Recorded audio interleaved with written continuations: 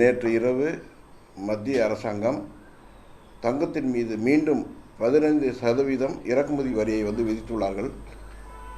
ஏற்கனவே கடந்த ஒரு வருடத்திற்கு முன்பு 15% இருந்த இறக்குமதி வரியை 6% குறைத்தார்கள். மீண்டும் அது 15% செய்யும்போது தங்கத்துடைய விலை மிக அதிகமாக உயர்ந்துள்ளது. அதாவது மீண்டும் பழைய விலை கடந்த 4 மாதங்களுக்கு முன்பாக இந்த போர் தொடங்குவதற்கு முன்பாக இருந்த விலையை நோக்கி சென்று கொண்டிருக்கிறது அப்படின்னு சொல்லலாம். ஒருவேளை போர் முடிவுக்கு வந்தால் இன்னும் அதிகமான ஒரு விலை ஏற்றம் கண்டிப்பாக தங்கம் மற்றும் வெள்ளியின் மீது நிச்சயமாக இருக்கும். இந்த இறக்குமதி தீர்வை கொண்டு வந்ததன் மூலமாக அயல் நாடுகளை தாண்டி இந்தியாவில் தங்கம் அதிகமான விலைக்கு விற்பனை செய்யப்படுகிறது. அதன் காரணமாக பெருமளவில் தங்கம் கடத்தலுக்கு இது ஒரு பெரிய வழிவகுக்கும் என்று நாங்கள் நினைக்கிறோம். காரணம் என்னென்னா, கடத்தி கொண்டு வருபவர்களும் பெரிய அளவில் லாபம் வரும்போது இதை இன்னும் தீவிரமாக செய்வார்கள். கடந்த ஒரு வருடமாக தங்கத்துடைய கடத்தல் மிகவும் குறைந்து விட்டது. இது எல்லாம் வரவேற்கத்தக்க ஒரு செயலாக இருந்த சூழ்நிலையில் மீண்டும் பல காரணங்களுக்காக தங்கத்தின் மீது இறக்குமதி வரியை 15% உயர்த்தியுள்ளது. வியாபாரிகளுக்கும் மற்றும் நுகர்வோர்களும் பெரிய ஒரு பாதிப்பை ஏற்படுத்தியுள்ளது. காரணம், நுகர்வோர்கள் ஏற்கனவே பல திருமணங்களுக்காக திட்டமிட்டு பல அவங்களுடைய பொருளாதாரத்தை அவர்கள் ஒரு நிர்ணயம் செய்திருப்பார்கள். அவர்களெல்லாம் தங்கம் வாங்கும்போது ஒரு சவரனுக்கும் இன்னும் கூடுதலாக ஒரு 12,000 13,000 தரும்போது அவர்களுக்கு பெரிய ஒரு வேதனையான ஒரு விஷயமாக இருக்கும். அதனால் அவர்களை கருத்தில் கொண்டு மீண்டும் இது மறுபரிசீலனை செய்ய வேண்டும் என்று நாங்கள் நிச்சயமாக மத்திய அரசை வலியுறுத்துவோம். இருப்பினும் பல காரணங்கள் காரணமாக மத்திய அரசு இறக்குமதி தீர்வை குறைக்காது என்று நாங்கள் நினைக்கிறோம்.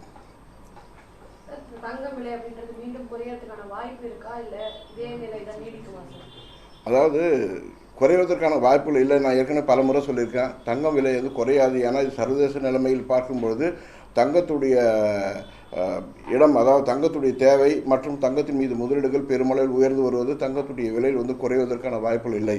ஆனால் இப்படிப்பட்ட சூழ்நிலை திடீரென்று தங்கம் விலை உயர்ந்துள்ளது ஒரு வருத்தமான ஒரு விஷயம்.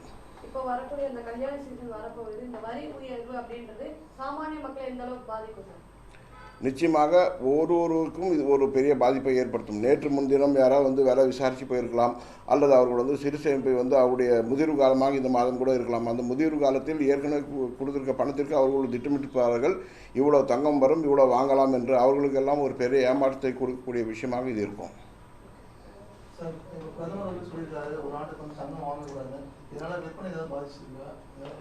இல்லை, தங்கம் என்பது நம்முடைய இந்திய கலாச்சாரத்தை ஒன்றிணைந்த ஒரு விஷயம்.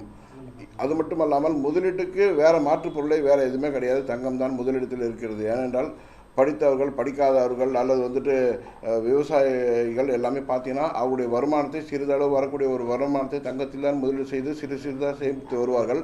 அந்த சிறிய சேமிப்புகள் நாடளவில் பெரிய அளவில் வரும்போது அதை மீண்டும் நிலமாகவோ அல்லது வீடாகவோ மாற்றக்கூடிய சூழ்நிலை தங்கத்திற்கு மட்டுமே உண்டு. அதனால் தங்கத்தின் மீது முதலீடுகளோ இல்லை தங்கத்தை இப்படி சொல்லி விற்பனை தடுத்தலாம் நிறுத்தவே முடியவே முடியாது. அது ஏற்கனவே 2-3 முறை அது மாதிரி முயன்று எல்லோரும் தோல்வி அடைந்துள்ளார்கள் என்று தான் சொல்ல வேண்டும். அந்நிய செலாவணி அந்த கட்டுக்குள்ள வைக்கலாம், தங்கம் வாங்கக்கூடாதுன்னு பிரதமர் சொல்லியிருக்காரு. அதுக்கு நம்ம வேற விதமா எதுவும் பண்ண முடியாதுங்களா? அவர்கள் தங்கத்துடைய இறக்குமதியை தடுத்திருக்கலாம். அதனுடைய வரியை உயர்த்துவதை விட தங்கத்தின் இறக்குமதியை தடுத்து நிறுத்திருக்கலாம். அதன் மூலமாக இந்திய நாட்டில் உள்ள தங்கத்தையே மறுசுழற்சி முறையில் நகைகளாக செய்து விற்பனைக்கு வரும், தேவையானவர்கள் வாங்குவார்கள். அதை ஏற்பாடு செய்திருக்கலாம்.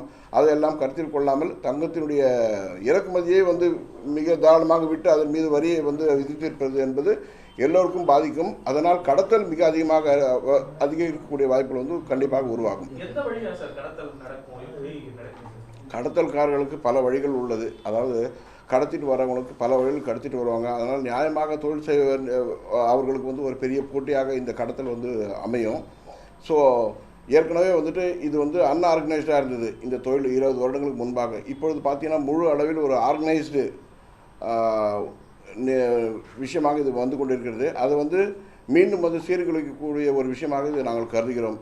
ஏனென்றால் கிரே மார்க்கெட்டில் கடத்தல் தங்கம் சிறிதளவு குறைவாக கிடைக்கும். அதை வாங்கும்போது நியாயமாக தொழில் செய்பவர்களுக்கு ஒரு பெரிய போட்டியாக அந்த விஷயங்கள் அமையக்கூடிய வாய்ப்புகள் உள்ளது. போர் முடிந்தால் நிச்சயமாக விலை குறையாது, விலை உயரும். காரணம் என்னன்னா, இப்பொழுது போரினுடைய தாக்கம் கச்சா எண்ணெய் எதிரொலித்து கச்சா எண்ணெய் பெரிய அளவில் உயர்ந்து கொண்டு வருகிறது. கச்சா எண்ணெய் சார்ந்த பங்குச்சந்தைகள் பெரிய அளவில் உயர்ந்து கொண்டு வருகின்றன. கச்சா எண்ணெய் சார்ந்த பங்குச்சந்தைகள் மட்டும். அப்போது எல்லாருடைய முதலீடுகளும் அதில் தான் முதலீடு செய்வார்கள். அப்படி முதலீடு செய்யும்போது தங்கத்தின் மீதோ மற்ற உலோகங்கள் மீதோ அவர்கள் முதலீடு செய்வதை தவிர்க்கும் பொழுது சர்வதேச சந்தையில் தங்கத்துடைய விலை குறையும். மீண்டும் போர் நிறுத்தம் ஏற்பட்டால் கச்சாவுடைய விலை குறையும். அதன் மீது உள்ள முதலீடுகள் மீண்டும் திரும்ப பெறப்பட்டு தங்கத்தின் மீது மட்டுமே முதலீடு செய்வார்கள். அப்பொழுது பார்த்தீங்கன்னா தங்கம் சர்வதேச சந்தையில் பெரிய அளவில் உயரும். ஏற்கனவே குறிப்பிட்டது போல ஒரு கிலோ 2 லட்சம் ரூபாய் வரை செல்லக்கூடிய வாய்ப்புகள் உள்ளது. போர் முடிவுக்கு வந்தால் அப்படிப்பட்ட ஒரு நிலைமை நிச்சயமாக ஏற்படும். அதில் எந்தவித சந்தேகமும் இல்லவே இல்லை. இந்த வரி உயர்வின் மூலமாக அந்த தங்க வியாபாரத்தில் எந்த அளவுக்கு பாதிப்பு, எவ்வளவு ரூபாய் மதிப்பிலான வியாபாரம் பாதிக்கும்? தங்க வியாபாரத்தில் பாதிப்பு என்பதை விட இந்த தொழிலை நம்பி இருக்கக்கூடிய நகை பற்றைகள் பெரிய அளவில் பாதிப்பு ஏற்படும். ஏனென்றால் அவர்கள் இந்த தொழிலை மட்டுமே நம்பியிருக்கிறார்கள். அவருடைய குடும்பம் வாழ்வாதாரம் பெரிய அளவில் பாதிக்கும். இதையெல்லாம் கருத்தில் கொண்டு தான் நாங்கள் மீண்டும் மீண்டும் வலியுறுத்துகிறோம். இதன் மீது இறக்குமதி தீர்வை குறைக்க வேண்டும் என்று. இப்பொழுது ஏற்றி இருப்பது என்பது அவருடைய வாழ்வாதாரத்தை, அதாவது இந்த தொழிலை நம்பியிருக்கக்கூடிய கைவினை கலைஞர்கள் மற்றும் பொற்கொள்ளர்களுக்கு ஒரு பெரிய பாதிப்பை நிச்சயமாக ஏற்படுத்தும்.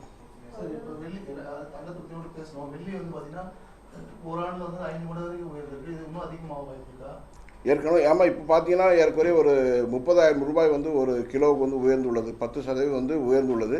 இந்த உயர்வு இன்னும் அதிகமாக தான் போகும். காரணம் என்னென்னா, நாளுக்கு நாள் இதனுடைய டிமாண்ட் அதிகமாகும். டிமாண்ட் அதிகமாச்சுன்னு சொன்னாவே, அதாவது இறக்குமதி செய்ய முடியாது. செய்யாத சூழ்நிலையில் நிறைய உள்நாட்டிலே இருக்கக்கூடிய பொருட்களுக்கு விலை அதிகமாகும். மக்கள் அதிகமான விலை கொடுத்து வாங்கக்கூடிய சூழ்நிலை உருவாகும். இதன் மூலமா இல்லீகலான விற்பனை அதிகரிக்க வாய்ப்பு இருக்கும். இது ஒரு வகையான, அதாவது இந்த இறக்குமதி தீர்வை என்பது இல்லீகல்னு சொல்ல முடியாது. மற்ற தொழில் செய்பவர்களுக்கு, அதாவது இந்த தங்க தொழில் இல்லாத மற்ற இது ஒரு புறம் தள்ளி, அதாவது எப்படி சொல்லணும்னா, இந்த பிஸ்னஸே இல்லாத, தங்கத்துடைய பிஸ்னஸே இல்லாத மற்றும் ஒரு நிறுவனங்களை நடத்தக்கூடியவர்களுக்கு கூட கடத்தல் தங்கம் வாங்கக்கூடிய ஒரு சூழ்நிலை அவர்களெல்லாம் ஏற்படுத்தும். அவர்களுக்கெல்லாம் முதலீடுகள் தேவை. முதலீடுகள் அவர்கள் இருக்கும் பட்சத்தில் வெளிநாடுகளில் இருந்து வரக்கூடிய தங்கத்தை அவர்கள் வாங்கி பதுக்கி வைப்பார்கள். அப்படிப்பட்ட சூழ்நிலையெல்லாம் ஏற்படுத்தக்கூடாது என்பதற்காக தான் தங்கத்தின் மீது உள்ள இறக்குமதி தீர்வை நாங்கள் குறைக்க வேண்டும் என்று கூறி வந்தோம். அது குறைத்தார்கள். மீண்டும் 1 வருட காலத்தை மீண்டும் உயர்த்திவிட்டது. எங்களுக்கெல்லாம் பெரிய ஏமாற்றம்.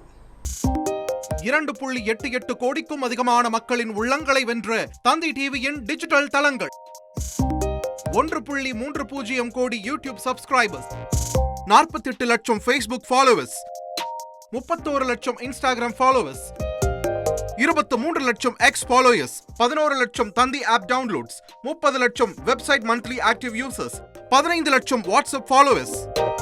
அசுரபலம் கொண்ட எங்கள் டிஜிட்டல் கரங்களில் உங்கள் விளம்பரங்களை சேர்க்க வாட்ஸ்அப் பண்ணுங்க. 8939888838. Email advtv@dttv.in.